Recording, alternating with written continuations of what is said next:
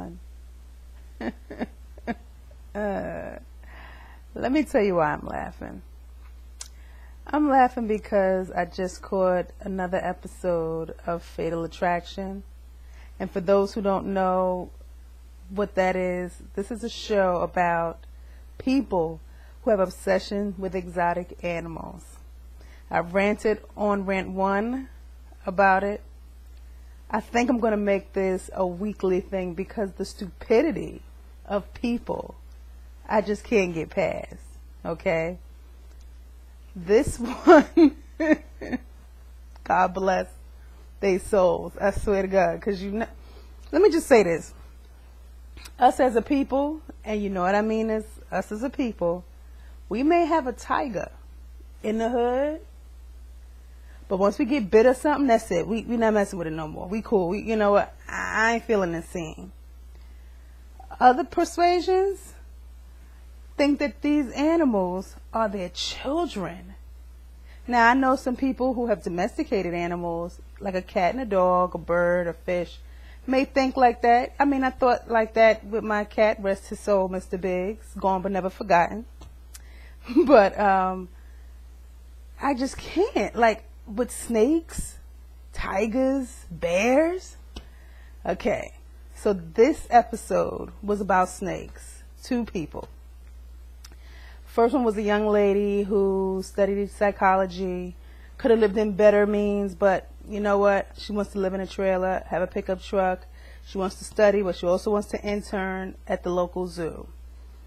She loved snakes ever since she was little, but as a little girl, instead of playing with Barbies, she got ridiculed, so she kept to herself. Now, not that she didn't have siblings, because she did. So I think they might have been ridiculing her too, because she was very standoffish and didn't mess with anybody. The people who are narrating are her brother, her sister, and the manager of the trailer park, who I'm going to name Magda, because she sounded Jamaican, but looked brown like a Coach bag, a tan one, but around her eyes was white, and she reminds you of Magda from Something About Mary. Remember the old lady that was her friend? Right. A mess. A certified mess.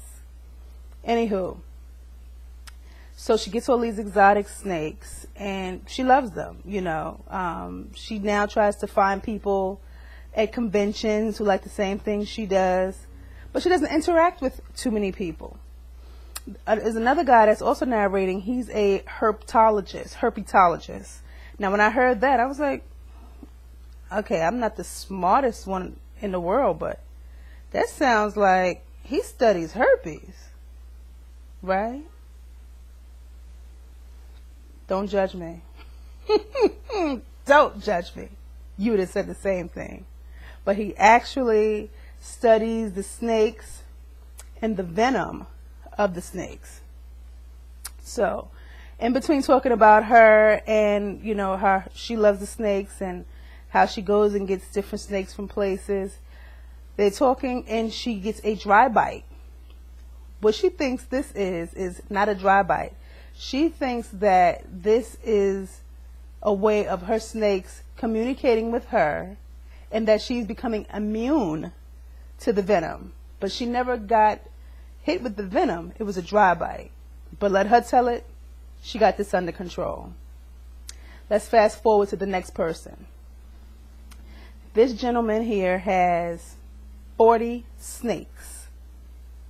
Exotic snakes. 40 snakes.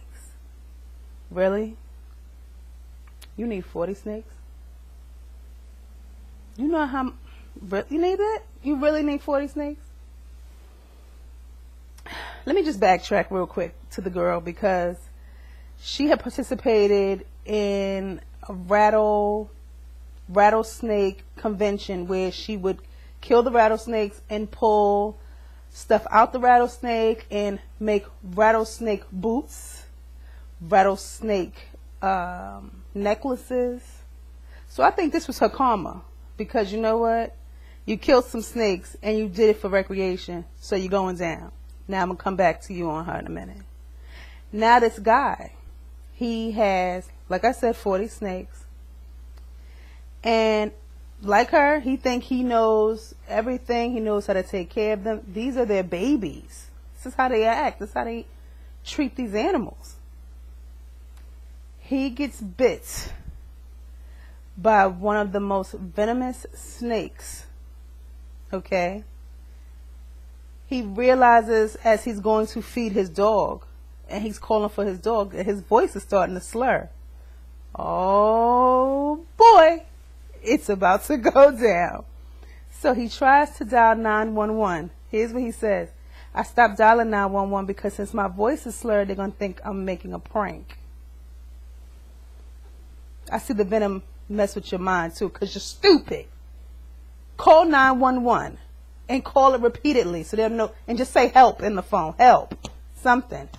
No, he calls his friend. He calls the wrong number because his mind is now bad. And nobody comes in and says, please try your call again.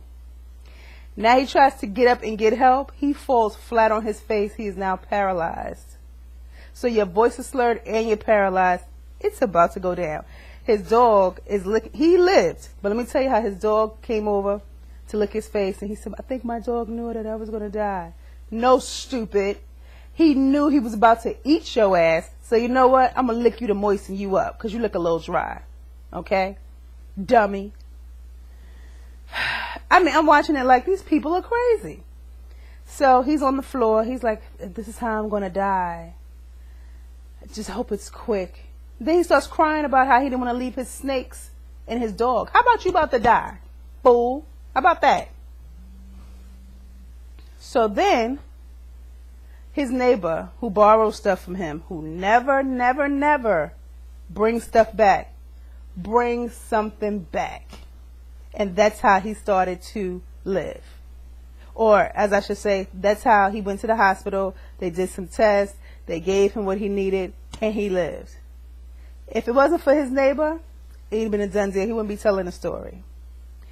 Now, let me go back to Homegirl. Homegirl goes across the border to Mexico, and she gets this exotic snake from Africa. She buys it from this guy. Now, is it me? Or does that sound like slavery? The Mexican man sold the black African snake to the white lady. Karma's a bitch. I keep telling y'all that. Keep telling you what's about to go down.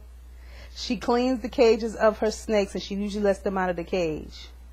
Well, that black African snake was waiting for her. And baby, bit her and shut her down. Now, his venom, it has a hemoglobin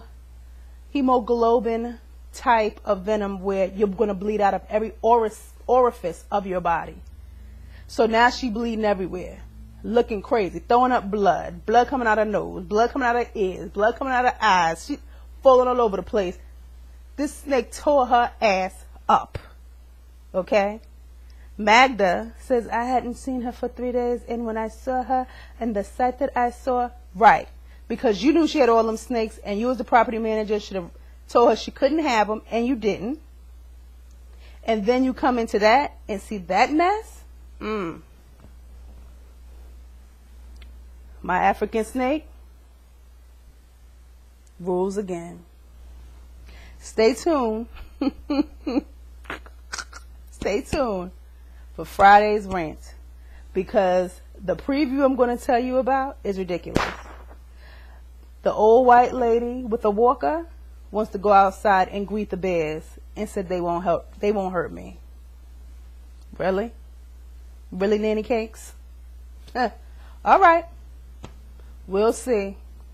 YouTube, I'm going to holler at you later. I love this. Bye.